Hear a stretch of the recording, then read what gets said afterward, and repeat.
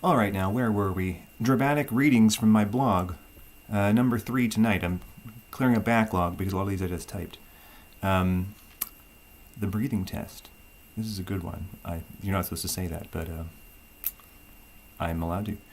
The breathing test. Surely he asked first. As I approached the piano, this is in Christy Pitts, by the way. As I approached the piano, I wondered why the girl on the stool wasn't playing. As I approached, I saw her talking amicably to a guy standing there, while they ignored a third person, a man dancing to music I learned was coming from his bag beside the piano. Surely he asked first, I thought to myself, unoptimistically, who would make it impossible to use the piano without the consent of the musicians present, and without an understanding that when the pianist wanted to play, their activity would take precedence, since the speaker is mobile and the piano is not. You know, like someone's essentially trapped there if they want to use the public facility. I would learn later that he had, in fact, been interrupting the girl at the piano, playing keys during her turn, etc. At first, I sat down cross-legged and waited my turn at the piano, wondering when the pianist would choose to play and the recorded music would be paused. The man interrupted my silence, asking for a cigarette. I told him twice that it wasn't tobacco. I asked him if the speaker playing music beside the piano was his.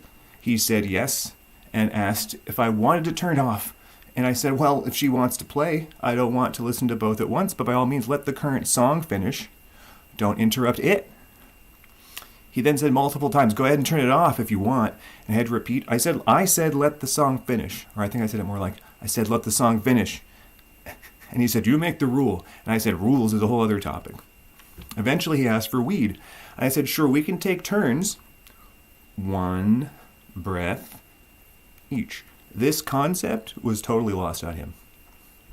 I refilled the pipe and took a deep draw on the pipe, inhaling as long as humanly possible, demonstrating pranayama, and the chill this gentleman sorely lacked. I tapped him on the arm, and I handed him the pipe still lit for him to inhale, while I held my breath. He complained he had difficulty inhaling, while I motioned for him to be silent as I was holding my breath. When I began to exhale, I told him, stop speaking. When I was done exhaling, I tapped him on the arm and reclaimed my pipe for the next inhalation, and he protested that he hadn't gotten a good draw. I told him he could try again on his next turn, and inhaled longer than humanly possible, again demonstrating pranayama and the chill this gentleman sorely lacked. I told him briefly that he didn't know how to breathe, and that it defeats the purpose of weed if you can't breathe properly. When I claimed my pipe for my third inhalation, he clutched it, viscerally not really acknowledging my ownership of it. I then began to explain to him the idea that speaking involves the lungs, and that by speaking to me on his turn, he is interrupting my breathing and wasting his opportunity to inhale. Like, look at him, obvious. After 2 tries of explaining this, he cut me off each time, so I switched to stating that he was interrupting, and then to telling him not to interrupt. I asked him if he was drunk, and he scoffed and glanced at the end of a bottle of hard liquor sticking out of the same bag as the speaker. When he persisted in interrupting, I told him I did not want to speak to him anymore and to leave me alone. Much to my chagrin, he ignored my no and insisted on interrupting me with an apology for interrupting, which I did not accept and simply reiterated multiple times for him to stop talking to me while I waited to use the piano. I increased the volume each time, and he kept ignoring my conversational boundaries, insisting on speaking despite my refusal. The sick fuck actually smiled because he enjoyed the fact that his ignoring my boundaries was upsetting me. Now he was really going to have it. I shouted a great many things at him, including that I didn't want to talk to him in the first place. I was only being nice, and that I did not like him, and that I didn't care who he was or what he had to say, that he was to stop speaking to me immediately. I eventually screamed so loudly in his face, "You're still talking," that the whole of Christy Pitts at night was silent for a moment. Not that it wasn't already pretty quiet, but it just kind of felt more silent at that point. He wasn't talking. And then he persisted. I had had enough. I grabbed my bike with my right hand and swung it over my head, still cross-legged on the ground, so that it landed between both of us, threatening to collide with him by accident. And I proceeded to shove my bike slowly into him, telling him to get away from me. I then grabbed his own phone and attempted to use it to call 911. As I didn't have a phone with me, a brief scuffle ensued. This surprised him, and he started to look concerned.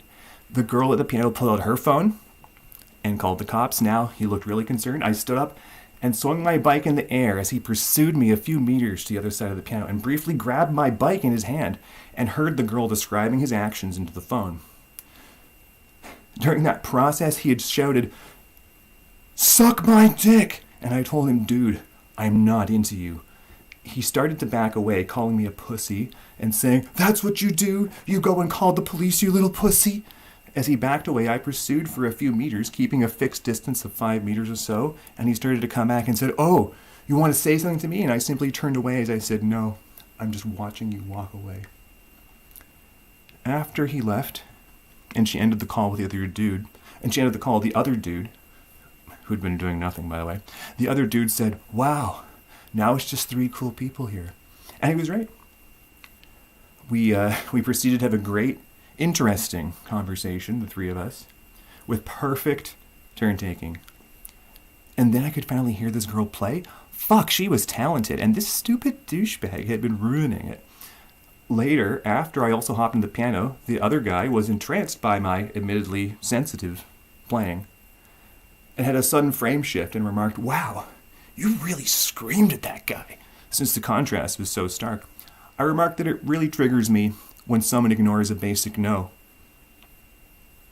and that harassers take advantage of the fact that pianos are fixed and immobile, and they thanked me for doing something about the guy who had already been bothering them before he failed what I'll call the breathing test, title of this article, and the interruption test, and something everyone knows, the no means no test. I remarked that he was rapist material, and when I had been screaming at him to leave me alone, I added on a few lessons for him, such as, "If you ignore my no in this situation, it means you ignore someone else's no too, asshole."